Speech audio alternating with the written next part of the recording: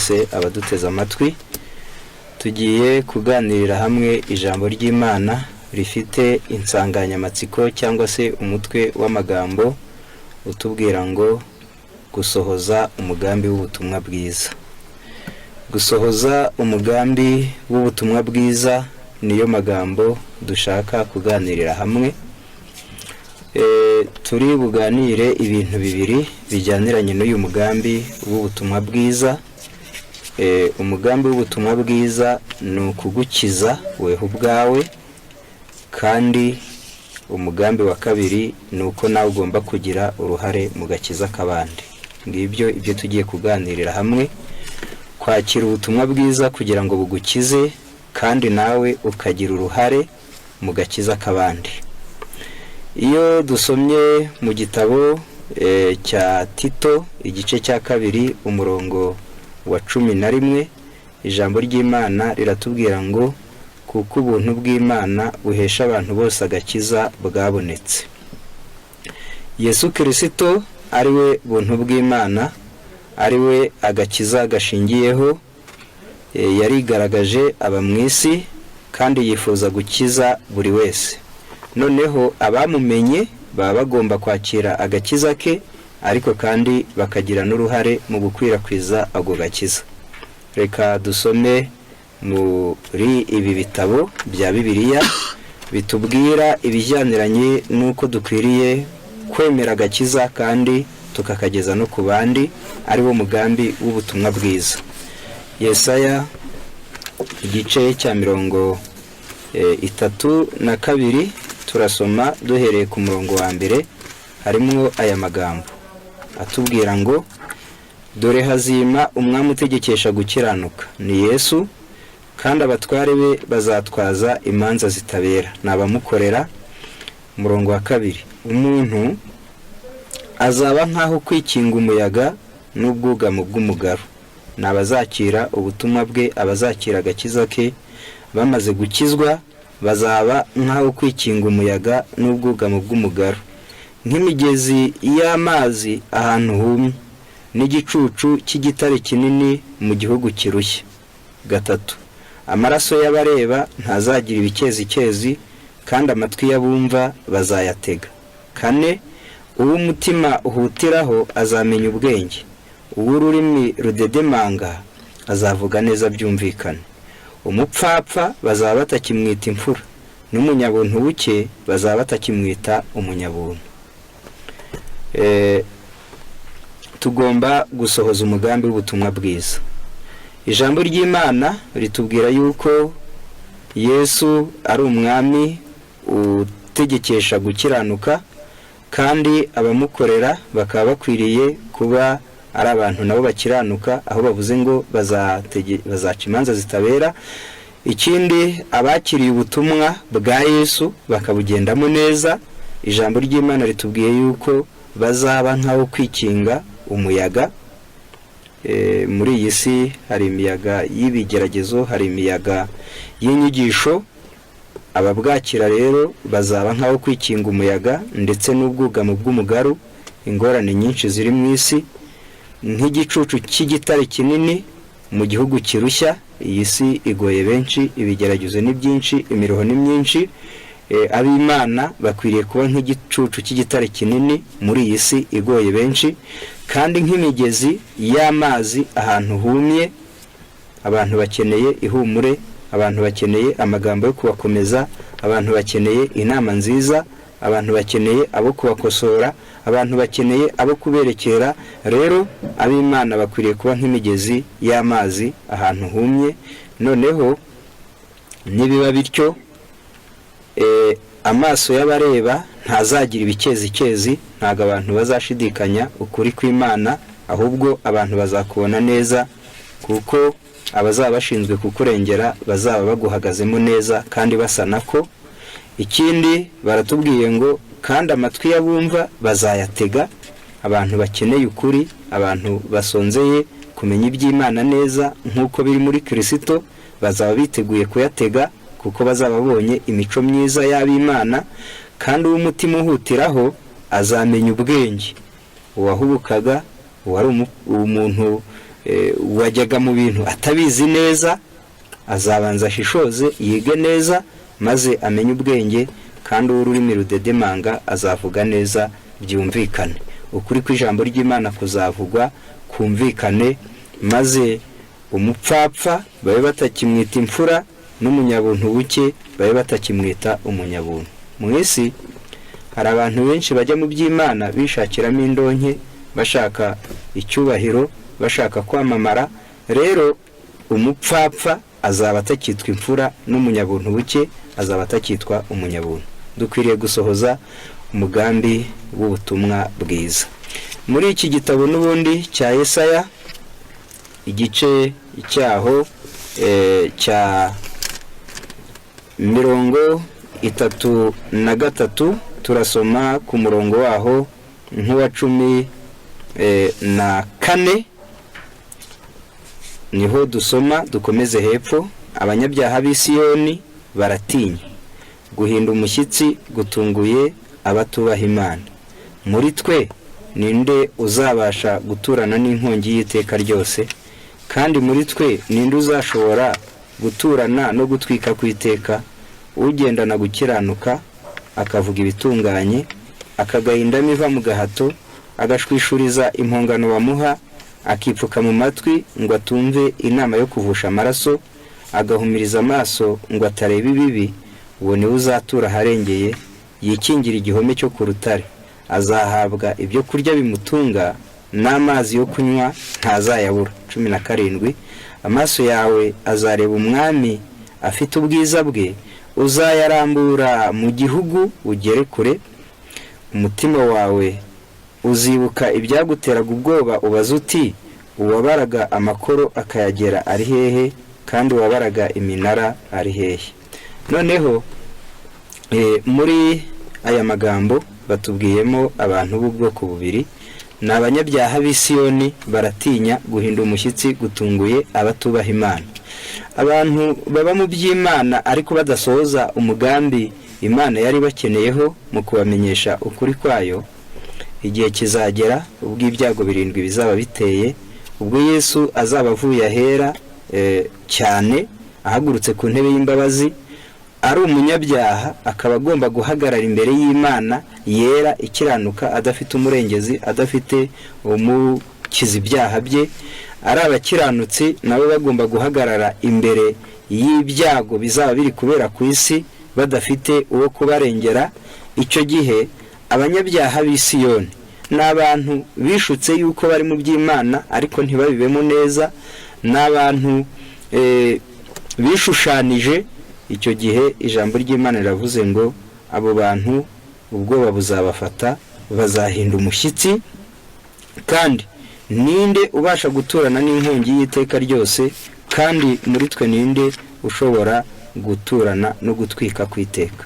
Igihe ibyago 7 bizaba bifasha abantu, bizaba ari nk'inkongi ikomeye. Ndetse ninde uzabasha guhagarara muri kiriya gihe, agahagarara imbere y'Imana atagira umuvugizi, maze agahagarara neza? 15.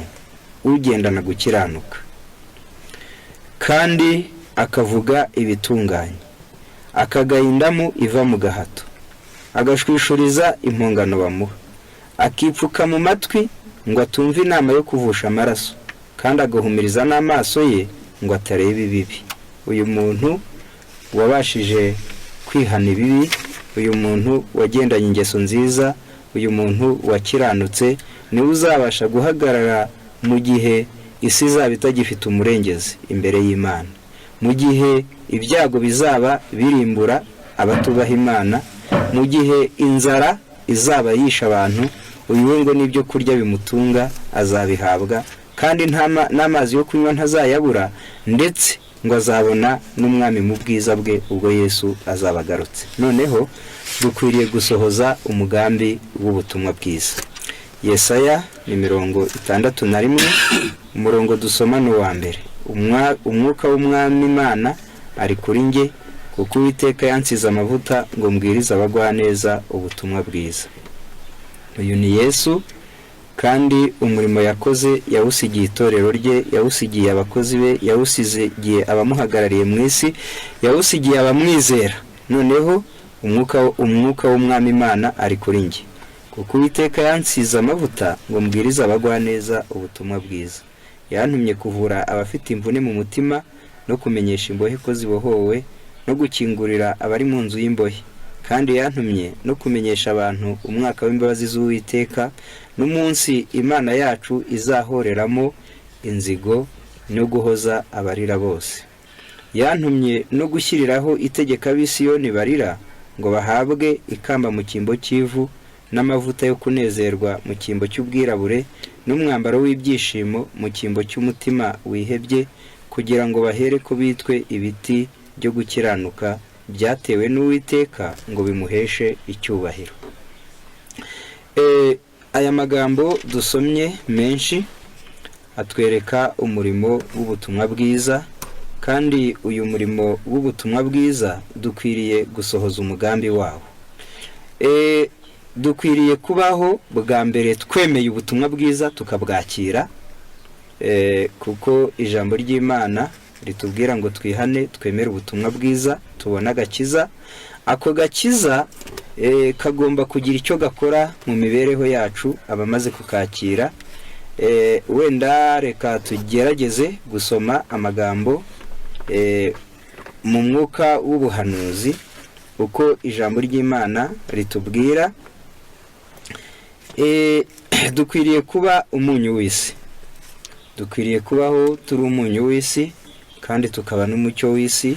Igihe twakiriye agakiza kagomba kuduhindura.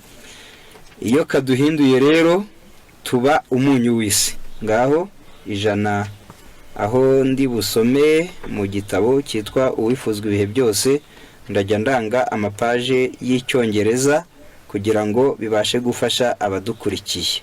Dukwiriye guhinduka. Iyo twakiye ubutumwa bwiza buba bukwiriye kuduhindura. Ni urupapuro rw'170, Uwifuzwa ibihe byose, ni Icyongereza, niyo paje turanze. Haratubwiye ngo ni ngombwa yuko isoko y'umutima ibanza kwezwa mbere yuko imico yacu yezwa.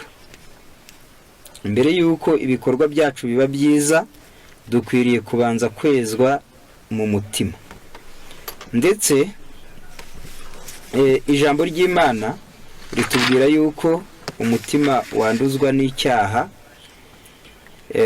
Icyaha iyo kimaze kwanduza umutima ukaba wanduye, bituma n'imico n'ibikorwa n'amagambo n'imyitwarire nabyo byandura. Niyo mpamvu dukwiriye gukenera kwezwa ko mu mutima kugira ngo tubashe kugira imico myiza ihinduwe n'ubutumwa bwiza. Umuntu mu mutima we habamo icyaha, ariko birakwiriye ngo umuntu apfe ku cyaha. Iyo umuntu ari guhinduka yakiye ubutumwa bwiza, aba akwiriye gusaba imbaraga y'Umwuka Wera ikamutera gupfa ku cyaha na kupata maisha mapya kabisa, kugira ngo umuntu abashe kugira imibereho mishya. Badiliko hili linaweza kuletwa na kazi ya Roho Mtakatifu tu. Ukuguhinduka ko mu mutima gutuma imico ihinduka bishobora kuzanwa gusa n'imbaraga y'Umwuka Wera. Vivyo kazi ya Roho Mtakatifu katika moyo itajifunua katika kila tendo la mtu ambaye amepokea nguvu yake iwokoayo. Imbaraga y'umurimo w'Umwuka Wera nubasha kugaragara mu mutima cyangwa ugakorera mu mutima, bizigaragaza muri buri gikorwa umuntu wakiye uwo mwuka abasha gukora. Wakati Roho Mtakatifu anapomiliki moyo, anabadilisha maisha. Iyo Umwuka Wera ategetse umutima, bihindura imibereho y'umuntu. Mawazo ya dhambi yanawekwa mbali, ibitekerezo by'ibyaha birarekwa. Matendo maovu yanaachwa, ibibi nabyo birarekwa. Upendo, unyenyekevu na amani, maze urukundo, kwiyoroshya n'amahoro vinachukua nafasi ya hasira, bikajya mu mwanya w'uburakari, husuda bigakura migomwa na magomvi, kandi bigakura hamahani. Furaha huchukua nafasi ya huzuni, umunezero ujya mu mwanya wo guhangayika cyangwa se mu mwanya wo kubabara mu mutima. Na uso uwakisi nuru ya mbinguni, maze mu maso y'umuntu hagacya hakarabagirana umucyo w'ijuru. Dukeneye umwuka wera kugira ngo abashe gukorera mu mitima yacu, aduhindure kandi abashe guhindura ibyifuzo bya kamere, maze tubashe kwifuza ibijyaniranye n'umwuka w'Imana.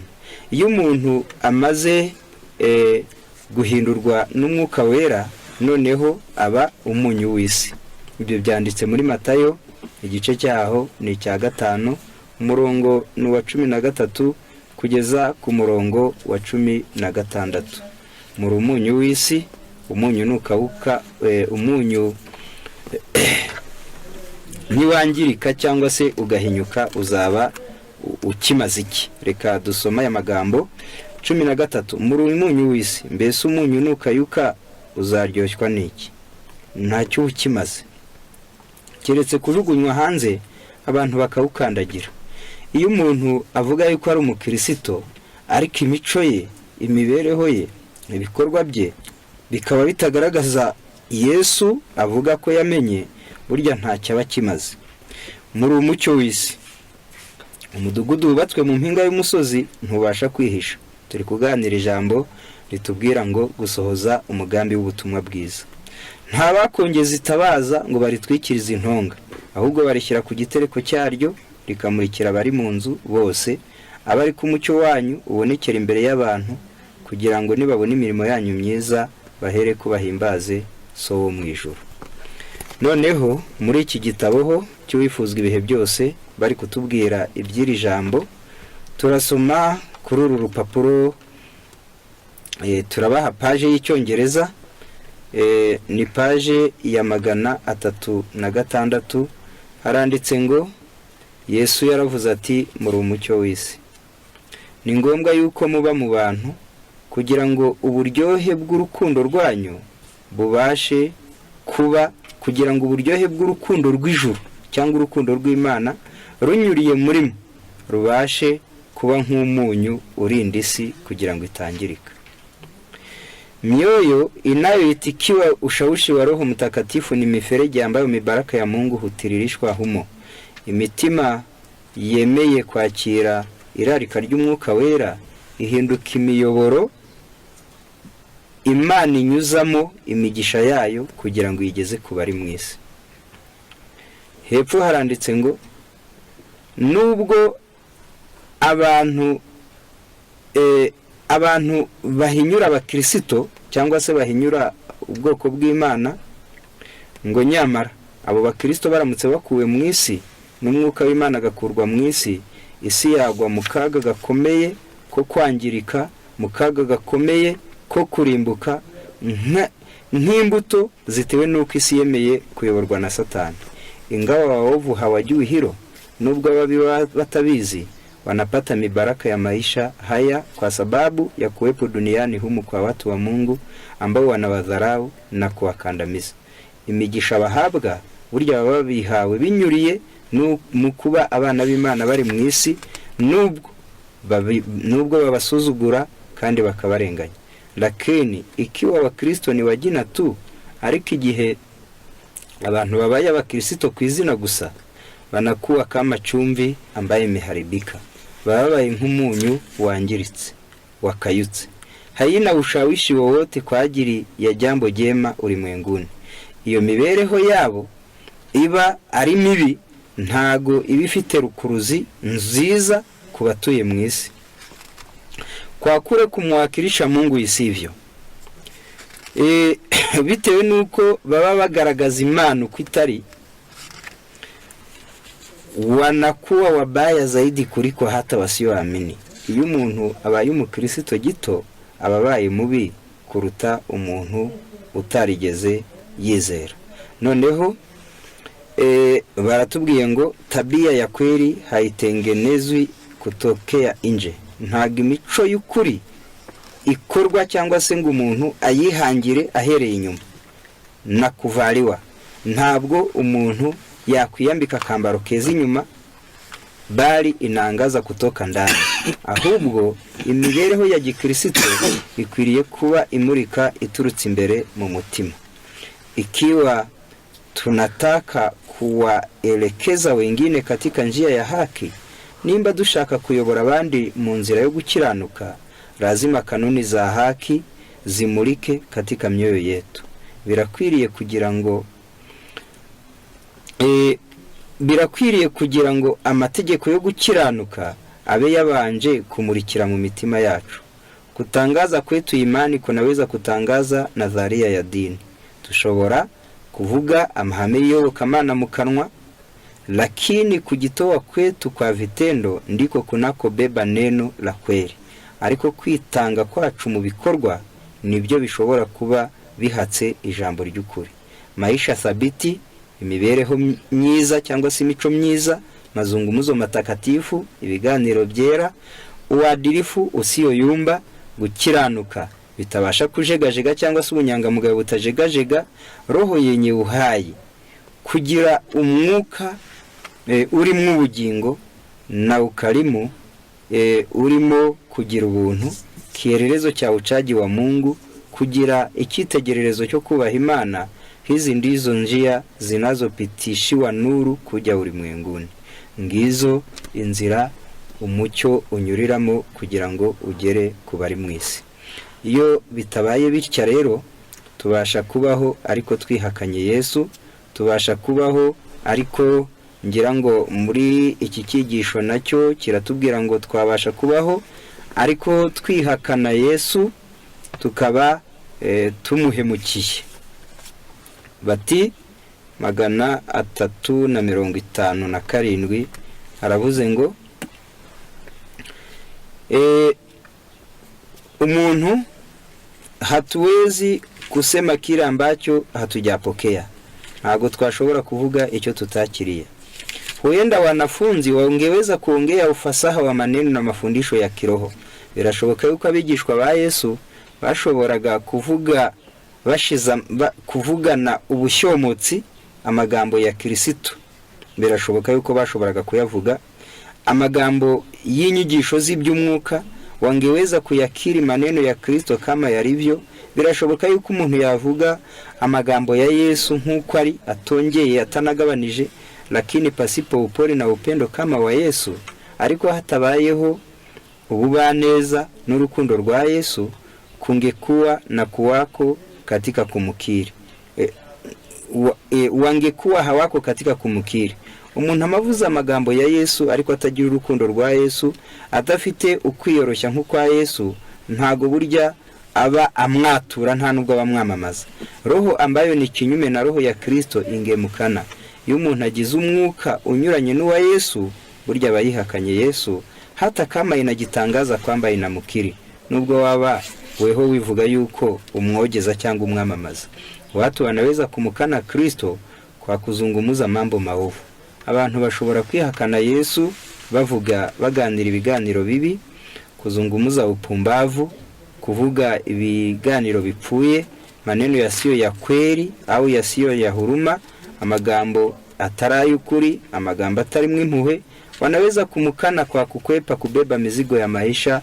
Umuntu yakwihakana Yesu aramutse yirengagije gusoza inshingano zo mu buzima. Umugabo akirengagiza inshingano mu rugo, umugore akirengagiza inshingano mu rugo, umwana akirengagiza inshingano ku ishuri, umwarimu akirengagiza inshingano ku banyeshuri, umuganga yirengagije inshingano afite ku barwayi. Umuntu wese yaba yihakanye Kristo igihe yirengagije inshingano zo mu buzima. Kujielekeza katika anasa za dhambi, iyo umuntu yerekeye ahari binezeza by'ibyaha, abayihakanye Kristo. Wanaweza kumukana kwa kufuata matakwa ya ulimwengu. Uramutse ukurikije iby'isi ishaka, waba wihakanye Kristo. Tabia isiyo ya upole, imico itari iyo kwitonda cyangwa kwiyoroshya, kwa ari kwihakana Kristo. Kupenda maoni yako mwenyewe, kujya wihambira ku byifuzo byawe gusa cyangwa se ukubona ibintu ntiwite kukumva n'abandi, waba wihakanye Kristo. Kujihesabia haki mwenyewe, kumva wewe ufite gukiranuka muri wowe, kwa ari kwihakana Kristo. Kuendekeza mashaka iyo umuntu akomeje kugundira kutizera cyangwa se gushidikanya kureta shida iyuza n'ibibazo mu bantu, abantu bari biturije ukabazanamo amazimwe, abantu bari biturije ukazanamo amahane, abantu bari biturije ukabazanamo intonganya, abantu bari biturije ukabazanamo amatiku, abantu bari bumvikana ukabaremamo umwiryane, uba wihakanye Kristo. Kukagizani iyo umuntu yicara mu mwijima, iyo umuntu yicara mu mwijima, yaba umwijima w'ibinyoma, yaba umwijima w'ibyaha, yaba umwijima w'imigenzo y'amoko, dore ko mwisi tugoswe niyo mwijima itatu: umwijima w'ibyaha, umwijima w'inyigisho z'ibinyoma z'amadini, umwijima w'imigenzo y'ubupagani, imigenzo y'amoko. Iyo umuntu rero yicaye muri uwo mwijima, uko yavuga ko ari umukristo kose aba yihakana Kristo. Kwa njia zote hizi wanatangaza kwamba Kristo hayuko ndani yao. Muri izi nzira zose umuntu burya bavuze abagaragaje yuko Yesu atari muri we. Aka kaga rero ko kwihana Kristo, ko kwihakana Kristo kariho muri uyu munsi nk'uko kabayeho mu gihe cy'abatambyi. Abatambyi bavugaga yuko ari abana ba Aburahamu. Ibyo byanditse mu gitabo cya Yohana igice cyaho cya 8. Bavugaga ko ari abana ba Aburahamu, ariko nyamara banze Yesu, banga kwemera agakiza yarabazaniye. Muri iki gitabo n'ubundi cy'ubifuzwa ibihe byose bakomeje kutubwiramo aya magambo ku rupapuro rw'icyongereza. Ndagira ngo turange uru rupapuro rw'icyongereza, harimo aya magambo atubwira ibi ngibi. Yego, 309 haranditse ngo Mafarisayo walijidai kuwa ni watoto wa Ibrahimu. Abafarisayo bakomeje kwigamba yuko ari abana ba Aburahamu, na walijivuna kwa kuwa na mahusia ya Mungu, kandi bajyaga birata bakishyira hejuru bitewe nuko bari barabikijwe iby'Imana. Lakini manufaa haya hayakuwazuia kuwa wa binafsi. Nyamara ayo mahirwe bari baragize y'uburyo bubiri: kuba baravukaga kuri Aburahamu ku mubiri, kuba Imana yari yarababikije ibyera. Aya mahirwe bagize ntabwo yababujije kuba abantu bikunda, mwelekeo wa kutenda uovu. Ntabwo byababujije kugira icyerekezo cyo gukora ibibi, tamaa ya mali. Ntabwo byababujije kuba abantu bifuza ubutunzi mu buryo bubi na unafiki mukubwa, kandi ntibyababujije kuba abantu b'indyarya zikomeye. Walijizania kuwa ni wanadini wakubwa wa dunia. Bagiye bibwira yuko ari abantu b'abanyedini bakomeye mu isi, lakini kile kitwacho kushika dini, ariko uko kwibwira yuko ari abantu b'abanyedini cyane kiliwaongoza katika kumsurubisha Bwana wa utukufu, cyabateye kubamba umwami w'icyubahiro cyangwa umwami w'ubwiza. Hatari ile bado ipo. Ako kaga kariho mu gihe cy'abafarisayo n'uyu munsi mu Bukristo kariho. Wengi wanachukulia kwa mzaha kwamba wao ni wa Kristo kwa kuwa tu wamesajiliwa katika itikadi ya imani fulani. Abantu benshi bafata mu buryo bworoheje, mu buryo busa n'ibikino, yuko ari abakristo kuko gusa bafite idini runaka basengeramo. Nuko abantu bakavuga bati mfite aho nabatirijwe, nanjye mfite idini, nuko ubwo bakibwira yuko bihagije. Lakini hawajauleta ukweli katika maisha ya kwa vitendo. Ariko ntago bazanye ukuri ngo bagushyire mu mibereho yabo no mu bikorwa. Hawajauamini na kuupenda. Biba bigaragaza yuko batari bigera bizera ukuri kandi bakaba batari banagukunda. Kwa hiyo hawajapokea nguvu ya neema ile ijayo kwa njia ya utakaso wa ukweli. Ntago bari bakira ubuntu, imbaraga y'ubuntu bw'Imana iza maze igatuma ukuri kweza umuntu. Watu wanaweza kutangaza imani katika ukweli wake. Birashoboka yuko abantu bavuga ibyo kwizera mu kuri, amahame y'ukuri bakayavuga rwose batongeye batagabanije, lakini kama haiwafanyi kuwa wanyofu. Ariko uko kuri uvuga ko wizeye, iyo kutaguteye kuba umuntu ugororotse, umuntu utunganye, wema, iyo kutaguteye kuba umuntu ukiranuka, wenye subira, iyo kutaguteye kwihangana, baguhemukira nawe ukabahemukira, bagutuka nawe ukabatuka, bakwima nawe ukabima, bakuvuma nawe ukabavuma, bakubeshyera nawe ukababeshyera, nuko bagukubita nawe ugakubita. Iyo kutaguteye kwihangana, iyo kutaguteye kuba wastahimilivu, iyo kutaguteye gushinyiriza, nawe utafakari mambo ya mbinguni, ukuruvuga yuko wizera, iyo kutaguteye kuba umuntu uhora utekereza ku by'ijuru, imani hiyo ni laana kwao walionayo, na kwa ushawishi wao inakuwa laana kwa ulimwengu. Uko kwizera uvuga ko ufite, uko kuba hari dini ubarizwamo, uko kuba hari ukuruvuga yuko urengera, nyamara kudahindura imibereho yawe, haranditse ngo uko kwizera kuguhindukira umuvumo weho ubwawe, kandi kugahinduka umuvumo ku bandi bakubona. Noneho birakwiriye kugira ngo twite kugusohoza umugambi w'ubutumwa bwiza. Tugomba kubwakira bukaduhindura. Niyo ngingo twari turiho, yuko umugambi wa mbere w'ubutumwa bwiza ni ukwakira ubutumwa bwiza bukatuzanira agakiza. Abaroma igice cyaho cya mbere umurongo wa 16. Ntago nterwa n'isoni, ubutumwa bwiza ntibunkoze isoni, ku mbaraga, kuko ari imbaraga y'Imana iha uwizeye wese gukizwa, uhereye ku muyuda ukagera ku mugiriki. Dukwiriye kwakira ubutumwa bwiza rero bukadukiza ibyaha. Dukwiriye kwakira ubutumwa bwiza bukadukiza ibinyoma. Dukwiriye kwakira ubutumwa bwiza bukadukura mu migenzo, maze tukaba tugeze mu gakiza. Ndagira ngo mvuge akantu gato. Iyo ubutumwa bwiza budukiza icyaha, kuko busanga icyaha cyaramaze kwikubiranya na kamere yacu, mu gitabo cy'Abaroma igice cya 8, ijambo ry'Imana ritubwira yuko iyo abantu bakiri mu butware bwa kamere badashobora kunezeza Imana. Haranditse ngo umurongo dusomana wa 5, abakurikiza ibya kamere y'umubiri bita ku by'umubiri, n'abakurikiza iby'umwuka bakita ku by'umwuka. Umutima wa kamere utera urupfu, ariko umutima w'umwuka uzana ubugingo n'amahoro. Kuko umutima wa kamere ari umwanzi w'Imana, kuko utumvira amategeko y'Imana ndetse ntushobora kuyumvira. 8.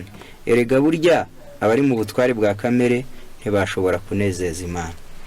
Iyo umuntu ari mu butware bwa kamere, abasha kugenda akurikije irari ry'umubiri we, akurikije ibyifuzo by'umubiri we, akurikije ibinezeza umubiri we. Iyo umuntu akiri muri ubwo butware, ntago yashobora kunezeza Imana, keretse gusa yemeye kureba Yesu, yemeye kumwakira. Keretse umuntu yemereye umwuka wera uhindura, akinjira mu mibereho ye. Iyo umuntu yabonye Yesu atyo, iyo umuntu yakiriye umwuka wera atyo, aba yiteguye kubabaza kamere, aba yiteguye kuyima ibyifuzo byayo. Pawulo ati, njyeweho njya mbabaza umubiri wanjye, kandi nkawukoza uburetwa, kandi icyaha namenye nkabasha. Kadusoma aya magambo mu rwandiko rwa mbere rw'Abakorinto igice cya 9 umurongo waho wa 25. Umuntu wese urushanwa yirinda muri byose, abandi bagenzereza batyo kugira ngo bahabwe ikamba ryangirika, naho twebwe tugenzereza dutyo kugira ngo duhabwe iritangirika. 26. Nuko nanjye ndiruka, ariko si nk'utazi aho ajya. Yarwanaga urugamba azi, ntago yari ari nk'umuntu urwana urwatazi. Nkubitana ibipfunsi, ariko si nk'uhusha. Iyo yibonagamo intege nke, iyo yibonagaho icyaha, iyo yibonagaho ifuti, iyo yibonagaho inenge, ngo yakubitaga ariko nk'utahusha. Rero abantu benshi, bitewe no kutamenya urugamba rwo guhangana n'icyaha, bitewe no kutamenya urugamba rwo guhangana na kamere, bajya bananirwa kumenya urwo rugamba maze bagahusha. Noneho iyo ufite icyaha ukakihana none, iyo ufite icyaha ukagisabira imbabazi ejo, ariko hirya y'ejo ukaba wongeye wagisubiye mu buryo uba uri guhusha. Ati icyatumaga adahusha rero, ati mbabaza umubiri wanjye nkawukoza uburetwa, ngo ahari ubwo maze kubwiriza abandi nanjye ubwanjye ntaboneka ko ntemewe. Kubabaza umubiri ni ukuwima ibyifuzo ibijyanye n'ibyifuzo bya kamere, cyangwa se kuwima ibinezeza bya kamere, bituma umubiri ubabara. kandi kuwukoza uburetwa ni ukuwumenyereza ibyo utamenyereye, ibyo utishimira, ibitawugwa neza nyamara bisabwa n'ijambo ry'Imana. Kuri uru rugero Yesu we yaravuze ngo ukuboko kwawe nikugucumuza cyangwa se ikiganza nikigucumuza uzagikate ugite kure. Mbese ubwo biravuze ngo urugingo rwawe nirugusaba kugira ngo runezerwe, kamere yawe kugira ngo nezerwe, nigusaba ibinyuranye n'ijambo ry'Imana, Yesu w'umuti yatanze yaravuze ngo uzakate utekure. Mariko igice cyaho ntekereza ko ari icya 7 umurongo n'uwa 90. Yego, reka turebe muri Mariko igice cya 9 umurongo n'uwa 43.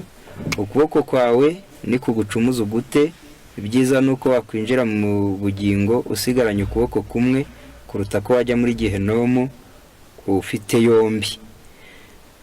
Hepfo n'ikirenge cyawe nikigucumuza ugice, ibyiza nuko wakwinjira mu bugingo usigaranye ikirenge kimwe biruta ko wajugunywa muri Gehenomu ufite ibirenge byombi. 4:7. N'ijisho ryawe nirigucumuza urinogore, ibyiza nuko wakwinjira mu bwami bw'Imana usigaranye ijisho rimwe kuruta ko wajugunywa muri Gehenomu ufite amaso yombi. Yesu rero yatanze urugero rukomeye rwo kureka ibibi no kurekurana n'ibyifuzo bya kamere, abigereranya nuko umuntu yaba arwaye kanseri mu kuboko, mu jisho, mu kuguru, hari n'abayirwara mu ibere, hari abayirwara muri nyababyeyi. Ariko iyo umuntu yamaze kumenya ko ari kanseri, kuko abazi yuko atinze akererewe yabasha kwanduza izindi ngingo, ubwo umuti ubusigaye nuko urwo rugingo baruca iyo ruba rutakivurwa. Noneho ntawe baca ukuboko ari mu birori ari guseka cyangwa ari kubyina, hari n'igihe bamutera ikinya kugira ngo nibura ububabare bubashe kugabanuka, kandi niyo baguciye ntikugarukaho, ubwo kuba kugiye ukaba uzagendura akarema, ijisho ukaba uri ijisho moya, ndetse ariko iyo byagenze bityo umuntu aremera bakagakata. Kenshi ntibanagakatira ubuntu, hari igihe bagakata unatanze ayawe, ukagurisha isambu, ukagurisha itungo, ukiyambaza abavandimwe, ibyo wagombaga kurya ukabigurisha kugira ngo baruce kuko bikubabaje. Yesu rero yaduhaye urwo rugero, atubwira yuko mu gihe cyo kureka icyaha n'ibyifuzo bya kamere dukwiye gufatira urugero kuri aho ngaho. Mu gitabo cy'ibyakozwe n'intumwa, abakoresha icyongereza ni urupapuro rwa 312, abakoresha igifaransa ni urupapuro rwa 358 muri ibi bitabo bitoya. Noneho abakoresha izindi ndimi ni icyigisho cya 30 kugera ku rugero rwo hejuru. Aranditse ngo l'envie, la méchanceté, les mauvaises pensées, les médisances et la convoitise sont autant des fardeaux que le chrétien doit rejeter s'il veut triompher dans la course qui lui assurera l'éternité. Baravuze ngo igomwa, ubugome, ibitekerezo bibi no kuvuga nabi ndetse no kurarikira ni imitwaro umukristo agomba kwikuraho akayita kure nimba ashaka kunesha mu isiganwa ryo kuzabona ubugingo buhoraho. Toute habitude, tout acte qui conduit au péché et déshonorer le culte sera abandonné, quel que soit le sacrifice qu'il demande. Baratubwiye ngo akamenyero kose kabi, igikorwa cyose kibi gishobora kuyobora umuntu ku cyaha, ikintu cyose gishobora gusuzuguza Kristo kigomba kurekwa ku giciro cyangwa se ku gitambo byasaba icyari cyo cyose. La malédiction divine ne peut être accordée à celui qui viole le principe éternel du bien. Umugisha w'ijuru ntabwo uzahabwa umuntu wese ucumura itegeko rihoraho ry'ibyiza. Un seul péché caressé suffit pour pervertir le caractère tout entier et triompher des hommes. Baratubwiye ngo icyaha kimwe gusa umuntu akundwakaje kirahagije kugira ngo gihindanye imico ye yose kandi kibashe gutuma umuntu yishuka. si baratubwiye ngo nimba ikiganza cyawe kigucumuje, Yesu yaravuze ngo uzagikata ugitekure, ibyiza nuko wajya mu bugingo buhoraho ufite ikiganza kimwe aho kujya muri Gehinomu ufite byombi, kuko n'ubundi ugeze mu muriro byose byashya, ntacyo uba ucyuye, nta n'icyo uburokoye. Kandi aravuga ngo n'ukuboko kwawe, ukuguru ndetse n'ijisho nibiba ngombwa uzabikata ubitekure kuko bizaba bigucumuje. Aranditse ngo si pour sauver le corps il faut couper la main ou les pieds, si même il vaut mieux arracher l'œil, à combien plus forte raison le chrétien doit-il abandonner le péché qui perd l'âme.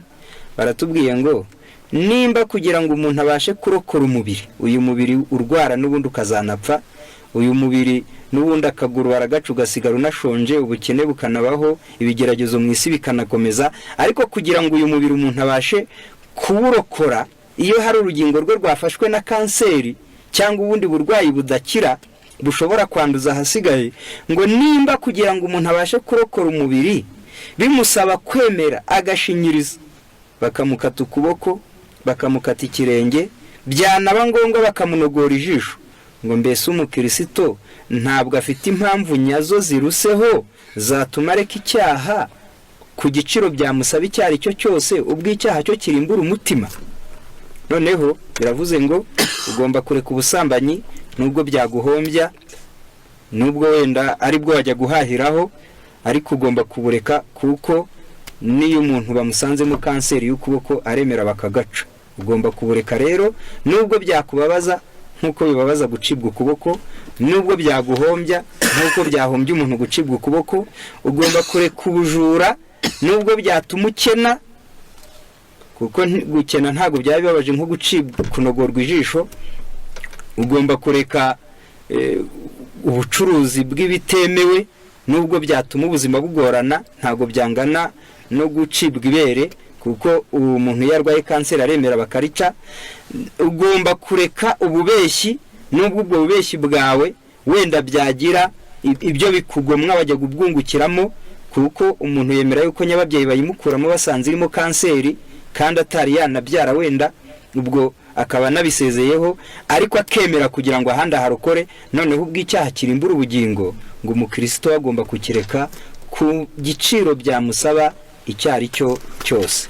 Noneho gusohoza umugambi w'ubutumwa bwiza no gutandukana n'icyaha, no gutandukana n'ingeso mbi, no kwemera agakiza, Yesu akatubera umukiza, akatubera umucunguzi, maze natwe tukamwemerera.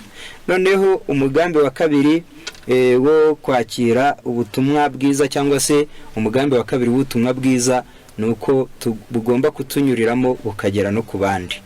Umuntu wese wakiriye ubutumwa bwiza by'ukuri aba akwiriye kuba umuyoboro utuma ubwo butumwa bugera ku bandi. Umuntu wese wakijijwe n'ubuntu bw'Imana aba akwiriye gutuma ubwo buntu bwamukijije bugera no ku bandi. Iyo dusoma ijambo ry'Imana ritubwira yuko aya magambo ari muri iki gitabo n'ubundi cyo wifuzwa ibihe byose, mu cyigisho kitubwira ngo twabonye Mesiya, hasobanurwaga amagambo yanditswe mu gitabo cya Yohana igice cya mbere ahagana ku mirongo ya nk'umurongo wa 35 kujya mbere, havuga ibijyandiranye n'abantu babonye Yesu maze bamaze kumwakira nabo bishimira kujya kumenyesha bagenzi babo iyo nkuru nziza bari babonye. Muri iki gitabo rero icyigisho ni cya 14, ndagira ngo turange urupapuro rw'icyongereza kuko ari byo wenda bishobora korohera benshi bari kutwumva. Ni ku rupapuro rw'150, katureba aho turi busome. Icyigisho gitangira ku rupapuro rw'132, ariko twebwe aho turi buze gusoma nahangaha hatubwira ibijyandiranye n'igihe. Yego, reka dusome kuri uru rupapuro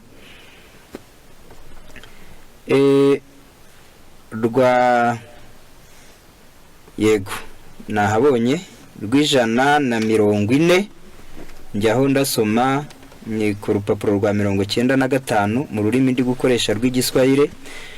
guhamagarwa kwa Yohana, Andereya na Simoni hamwe na Filipo na Natanayeli niko kwabaye urufatiro rwo gushingiraho itorero rya Kristo. Yohana alielekeza wawili kati ya wanafunzi wake kwa Kristo. Yohana yayoboye babiri mu bigishwa be kuri Yesu. Halafu mmoja kati yao, Andrea, alimupata kaka yake akamuita aje kwa Mwokozi. Maze umwe muri abo babiri bari berekejwe kwa Yesu witwaga Andereya, maze ajya gushaka umuvandimwe we, nawe aramuhamagara kugira ngo aze kumukiza. Halafu aliyitwa Filipo. Nyuma yaho Filipo nawe arahamagarwa, naye akaenda kumutafuta Nathanaeli.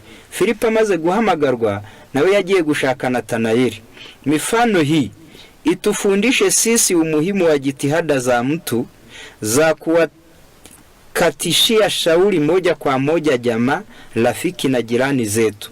Noneho izi ngero zaba bigishwa ba Kristo bahamagawe mbere, ariko bamaze kubona ibyiza biri muri Yesu ntibabyihererane, ahubwo bakajya gushaka inshuti n'abavandimwe babo.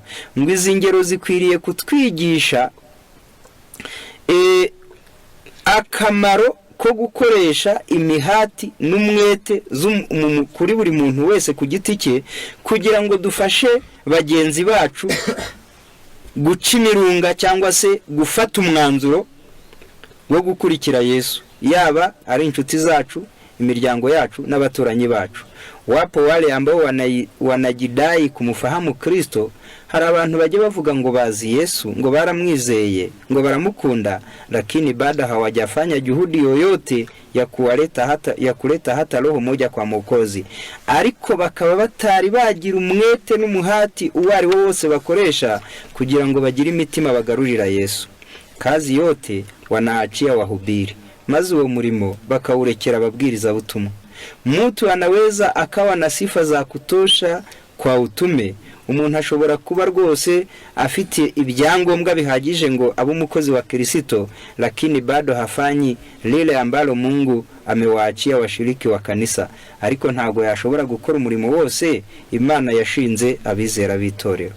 Wapo wengi wanaohitaji huduma ya Kikristo ya mioyo ya upendo. Hari abantu benshi bakeneye umurimo wa Kikristo ukoranwe umutima w'urukundo. Wengi wameshuka hadi katika uharibifu ambao huenda wangeokolewa ikiwa majirani, wanaume na wanawake wa kawaida, wangekuwa wamefanya jitihada kwa ajili yao. Abantu benshi barenze urugabano rwo gukizwa. Hari abantu barenze urugabano rwo gukizwa binangiriye mu bibi. Hari abantu benshi bapfiriye mu byaha batazi ubutumwa bwiza, ngo nyamara baba barakijijwe. Ngo birashoboka ko baba barakijijwe iyaba inshuti zabo, abavandimwe babo barakoresheje imihati yabo kugira ngo babashe kubagarura ku Mukiza. Miongoni mwa jamaa, kwa majirani, katika miji mahali tunapoishi, haranditse ngo mu bavandimwe bacu, mu baturanyi, mu midugudu dutuyemo, ngo kuna kazi ya sisi kufanya kama wamishionari wa Kristo. Hari umurimo dukwiriye kubakorera nk'abakozi babwiriza ubutumwa bwa Kristo. Ikiwa tu wa Kristo, nimba turaba Kristo bukuri, kazi hii itakuwa furaha yetu. Uwo murimo wo gukiza imitima uzaba umunezero wacu, uzatunezeza. Kadiri mtu anavyoongoka, haichukui muda kuwa na hamu ndani yake ya kuwafanya wengine wajue urafiki wa samani aliyoupata katika Yesu. Uko umuntu arushaho kuba umuyoboke nyakuri wa Kristo, ntago bijya bitwara umwanya munini kwiyumvamo muri we n'abafite inyota yo kumenyesha abandi inshuti ikomeye yasanze muri Yesu. Ukweli uoko wao na kutakasa hauwezi kufungiwa ndani ya moyo wake. Noneho ukuri kweza kandi gukiza ntago umuntu ashobora kugukingiranira mu mutima we ngo maze yumve bimworoheye atakubwiye abandi. Umugaragu w'Imana Yeremiya yawe yaravuze ngo igihe yacecekaga ngo atavuze ayo magambo y'Imana, ngo yumvaga amwakamo mu magufwa, ngo akumva ari nk'umuriro umuhishemo. Noneho birakwiriye kugira ngo tubashe gusohoza uyu mugabane wa kabiri wo mugambi w'ubutumwa bwiza wo kugeza agakiza ku bandi. dufite umwenda ahantu hane hakomeye, kandi umunyamwenda iyo atishyuye n'igihugu kigira itegeko rihana abanyamyenda. Igihugu kigira itegeko rihana abanyamyenda, natwe dufite umwenda ahantu hane tutawishyuye, kandi akaba ari umwenda dushyirwamo wo kubwiriza ubutumwa bwiza. Umwenda wa mbere, abataramenya ukuri tuba tubabereyemo umwenda w'ibyo twamenye. Iyo uwo mwenda rero tutawishyuye, Imana yazabitubaza. Ibyo byanditse mu gitabo cy'Abaroma igice cya mbere umurongo wa 14. Abagiriki n'abatarabagiriki, abanyabwenge n'abaswa mbafiteho umwenda. Nicyo gituma ku bwanjye nshaka kubabwira ubutumwa bwiza namwe abari i Roma.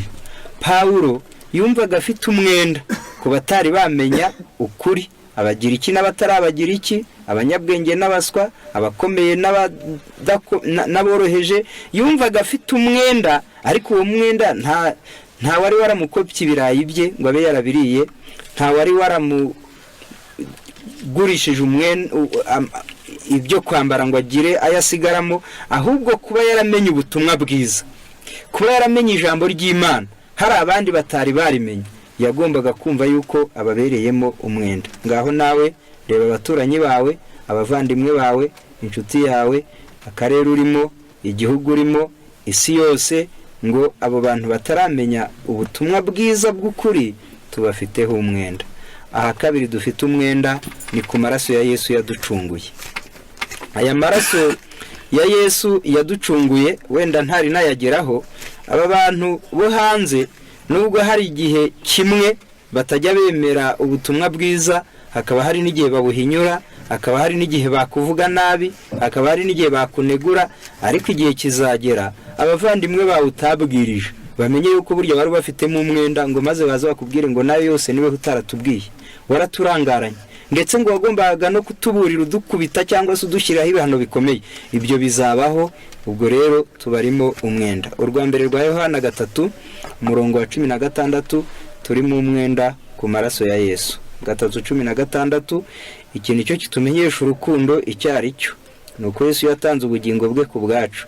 Natwe ikidukwiriye nuko twatanga ubugingo bwacu ku bwa bene data. Amaraso ya Yesu burya nayo yadushyizemo umwenda. Iyo tumaze kumenya iki gitambo, tuba dukwiriye natwe gukora ibishoboka kugira ngo tugishakire abayoboke. Iyo umuntu atazanye abantu kuri Yesu, biba bitumye amaraso ya Yesu asa nkaho apfuye ubusa, asa nkaho yeze bikeya, kandi yagombaga gufumbirwa kera byinshi. Noneho birakwiriye ngo Yesu yatanze ubugingo bwe ku bwacu, aya maraso adushyiramo umwenda, natwe tuberamwe abandi kugira ngo tubagezeho ubutumwa bwiza. Rero iyo tutabagejejeho ubutumwa bwiza, tuba tugiyemo umwenda ku maraso ya Yesu. Aha gatatu dufite umwenda ni ku Mana. Ku Mana naho tubafite umwenda. Imana yadukoreye ibyiza byinshi, Imana yadukijije intambara, Imana yagukijije uri kunda wa mubyeyi we, Imana yagufashije uri ku ishuri wa munyeshuri we, Imana yakurokoye uri mu byago, Imana yagukijije uburwayi wa mwana ufite ubwenge wumva. Burya Imana yadukijije byinshi. Umugaragu w'Imana Dawidi amaze kureba ibyago byose Imana yagiye imukuramo, imitego y'umwanzi Imana yagiye imukiza, uburyo Imana yagiye imurokora, maze yumva nawe yibereyemo umwenda. Kuri ibyo Imana yadukoreye tuyibereyemo umwenda. None se koko n'umwenda ukomeye. Haranditse ngo 116 ni Zaburi umurongo wa 12, ibyiza Uwiteka yangiriye byose ndabimwitura iki? Burya iyo umuntu agiriwe neza ntiyiture, aragawa. Iyo umuntu agiriwe neza ntiyitura, aragawa. None Imana yatugiriye neza, dukwiriye kuyitura. Nzakira igikombe cy'agakiza, nambaza izina ry'Uwiteka. Nzahigurira Uwiteka umuhigo namuhigiye. Nzahigurira Uwiteka umuhigo wanjye, ni koko nzawumuhigurira mu maso y'ubwoko bwe bwose. Noneho muri ibi bitatu dusabwa kugira ngo tube twishyuye umwenda. Iyo umuntu ari mu bibazo arahiga imihigo ikaba myinshi, kuwuhigura uba wishyuye. Nanone mu byiza Imana yatugiriye tugomba kwakira agakiza kayo, kwakira Yesu, nabwo tuba twishyura. Ariko igikomeye, nzogeza izina ryayo cyangwa se nzambaza izina ryayo. Noneho iyo twamamaza izina ry'Imana, twamamaza ukuri kwayo, twamamaza ijambo ryayo, tuba twitura Imana ibyiza yadukoreye, maze nabwo tukaba turi kwishyura umwenda mu kubwiriza, mu kwamamaza Imana. Akantu gaheruka turimo umwenda nanone ku gakiza kacu.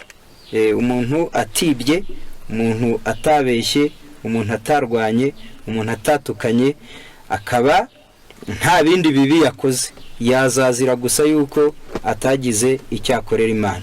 Kuko ijambo ry'Imana mu gitabo cya Daniyeli igice cyaho cya 12 umurongo wa 3, abahinduriye benshi ku bukiranutsi bazaka nk'inyenyeri iteka ryose. Mu gitabo cy'ibyaduka byo mu minsi y'imperuka badusobanurira iri jambo, batubwira yuko mu ijuru nta muntu uzajyayo atagize nibura umuntu nawe agezayo mu gakiza k'Imana. Ubwo rero nubwo utakora ibibi ariko utagize uwugeza mu ijuru, n'ubundi byazakugora kuzaribamo. Ndagira ngo dusome aya magambo ari mu gitabo cy'ibyaduka byo mu minsi y'imperuka, icyigisho kibanziriza igiheruka, amasubi yacyo nayo nay'inyuma, ku rupapuro rw'182 haranditse ngo ikamba ry'ubugingo rizaba rirabagirana cyane cyangwa se buhoro, rizaba rirabagiranaho inyenyeri nyinshi, cyangwa rimurikiwe n'utubuye duto, cyangwa rimurikiwe n'utubuye duke tw'igiciro hakurikijwe icyo tuzaba twarakoze. Mu ijuru nta n'umwe mu bacunguwe uzabonekayo afite ikamba ritagira inyenyeri. Nuramuka winjiye, nuko muri ibyo bikari hazaba hari nibura umutima umwe uzaba wararyinjiyemo bikomotse kuri wowe. Bakundwa, burya haramutse hatagize inyenyeri, ikamba ryawe ryaba ripfuye ubusa, ntago ryasohoka. Noneho ntago rizatangwa ritagira inyenyeri, kandi nta nyenyeri yajyaho utaragize uwo ujyana mu gakiza. Wumve yuko nimba mu ijuru umuntu azajyayo, ariko nuko muri ibyo bikari hazaba hari nibura umuntu umwe wabyinjiyemo bikomotse kuri wowe. None se ukoresha mihati iki kugira ngo nawe ubashe kugira uzinjira mu ijuru bigukomotseho? Birakwiriye rero kugira ngo dusohoze umugambi w'ubutumwa bwiza, twakira agakiza kandi tugira imico ya Yesu, tugira imico ijyanye n'ijambo ry'Imana, tugira guhinduka ko mu ngeso, guhinduka ko mu mutima, ko mu bitekerezo, mu magambo n'ibikorwa, ndetse ntibigarukira aho ngaho, ahubwo tugashishikarira no kwamamaza agakiza kari muri Yesu kugira ngo n'abandi bamumenye, maze natwe tuzaragwe ubugingo buhoraho. Imana idufashe, iduhe kumenya umugambi w'ubutumwa bwiza, iduhe kubwakira kandi budukoreremo, bitume butembera no mu bandi bitunyuriyemo, tuzaragwe ubugingo mu izina rya Yesu. Amen.